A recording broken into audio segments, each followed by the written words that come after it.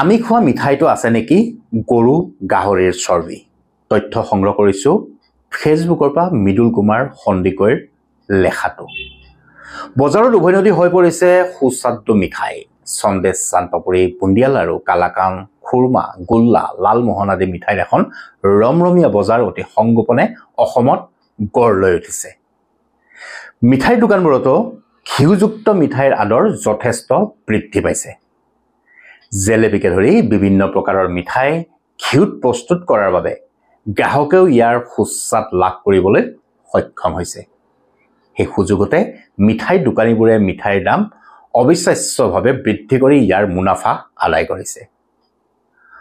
অসমৰ দোকানে পোহাৰে এতিয়া মিঠাই উপলব্ধ গেলামালৰ দোকানতো পেকেট আৰু কণ্টেইনাৰত ভৰাই বিক্ৰী কৰা হয় মিঠাই সেইবোৰ সহজতে পোৱা হয়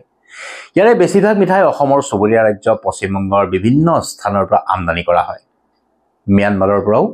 মাছৰ লগতে বিভিন্ন প্ৰকাৰৰ মিঠাইও অসমৰ বজাৰত এক চক্ৰই মেলি দিয়া অভিযোগ উত্থাপন হৈ পৰিছে মিঠাইবোৰ সুস্বাদ্য তাত কোনো প্ৰশ্ন নাই কিন্তু এই মিঠাইৰ নামত আসলতে আমি কি খাইছো তাৰ পৰীক্ষা কোনোবাই কৰিছেনে গাহৰি গৰুৰ চৰ্বিৰ পৰা প্ৰস্তুত কৰা মিঠাই আমাক খুৱাই আছে নেকি কোনোবাই এইবোৰ হিচাপ লৈছেনে এই প্ৰশ্ন আৰু সন্দেহ ইতিমধ্যে বৈ গৈছে কিয়নো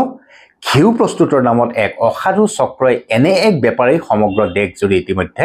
আৰম্ভ কৰিছে শেহতীয়াকৈ গুজৰাটৰ নেশ্যনেল ডায়েৰী ডেভেলপমেণ্ট বৰ্ড চমুকৈ NDDB-য়ে তেওঁলোকৰ পৰীক্ষাগাৰত কৰা এক পৰীক্ষাৰ প্ৰতিবেদন দাখিল কৰিছে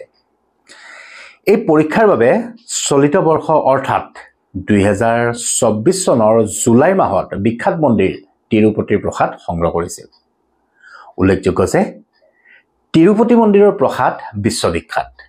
প্ৰতিদিনে এই মন্দিৰত প্ৰসাদ হিচাপে দিয়া 3 লাখ লাড্ডু ভক্তৰ বাবে প্ৰস্তুত কৰিব লগা হয় এই লাড্ডুবোৰ প্ৰস্তুত কৰাৰ বাবে তিৰুপতি মন্দিৰত এদিনতে প্ৰায় 500 কেজি ঘিউৰ প্ৰয়োজন হয় প্ৰথমে মন্দিৰলৈ প্ৰতিদিনে ঘিউ যোগান ধৰিছিল নন্দিনী নামৰ ঘিউ প্ৰস্তুতকাৰী প্ৰতিষ্ঠানটোৱে YSRCP চৰকাৰ গঠন হোৱাৰ পিছত তিৰুপতি মন্দিৰত ঘিউ যোগান ধৰা ঠিকা চৰকাৰে সেউজ সংকেত অনুসৰি আন এক প্ৰতিষ্ঠানক অৰ্পণ কৰা যায় হয় YS জগমোহন ৰেড্ডিৰ নেতৃত্বাধীন YSRCP চৰকাৰ শাসনকালত অন্ত পৰিল অন্ধ্ৰপ্ৰদেশত শাসনলৈ আহিল চন্দ্ৰবাবু নাইডু তিৰুপতি মন্দিৰ পূৰ্বৰ দৰে নতুন প্ৰতিষ্ঠানটোৱে যোগান ধৰা ঘিউৰে প্ৰসাদ প্ৰস্তুত হৈ আহিছে চন্দ্ৰবাবু নাইডুৰ চৰকাৰৰ NDDB-ৰ কাল্ফ লেবৰেটৰীয়ে প্ৰকাশ কৰা প্ৰতিবেদন দেখি চকু কপালত উঠিল ভগৱানৰ লগতো গাদ্দাৰ এই সমাজত সকলো গাদ্দাৰে সোমাই আছে আৰু ভগৱানৰ লগতো গাদ্দাৰী তিৰুপতিৰ বিখ্যাত ভেংকটেশ্বৰ স্বামী মন্দিৰৰ প্ৰসাদত এয়া কি সেই প্ৰসাদত ধৰা পৰিল গৰুৰ চৰ্বি গাহৰিৰ চৰ্বি সাগৰীয় মাছৰ চৰ্বি আদি অৰ্থাৎ প্ৰসাদ প্ৰস্তুত কৰাৰ বাবে ব্যৱহাৰ কৰা সেই ঘিউ প্ৰস্তুত কৰা হৈছিল এইবোৰ চৰ্বিৰ পৰা তিৰুপতি মন্দিৰৰ প্ৰসাদ হিচাপে ব্যৱহাৰ কৰা এনে এটা লাৰুৰ বাবে ব্যয় কৰা হয় 40 টকা বছৰি এই প্ৰসাদ বিক্ৰী কৰিবলৈ মন্দিৰটোৱে অৰ্জন কৰে 500 কোটিৰো অধিক টকা মানুহৰ বিশ্বাস আৰু আস্থা লুকাই আছে এই প্ৰসাদবোৰত এই প্ৰসাদবোৰে গৰু গাহৰিৰ চৰ্বিৰ পৰা প্ৰস্তুত কৰা বুলি এক পৰীক্ষাৰ প্ৰতিবেদনত ফাদিল হোৱাৰ সমগ্ৰ বিশ্বজুৰি প্ৰতিক্ৰিয়াৰ সৃষ্টি হৈছে অন্ধ্ৰপ্ৰদেশৰ মুখ্যমন্ত্ৰী চন্দ্ৰবাবু নাইডুৱে ইয়াৰ বাবে জগৰীয়া কৰিছে পূৰ্বৰ YSRCP চৰকাৰক যিটো লেবৰেটৰীত তিৰুপতি মন্দিৰৰ প্ৰসাদৰ পৰীক্ষা কৰা হৈছিল সেই পৰীক্ষাৰ লেবৰেটৰীৰ ৰেফাৰেন্স নম্বৰ আছিল AB023654 আৰু ইয়াৰ চেম্পল আছিল V1 য'ত S ভ্যালুৰ পৰিমাণ মাত্ৰ 19.7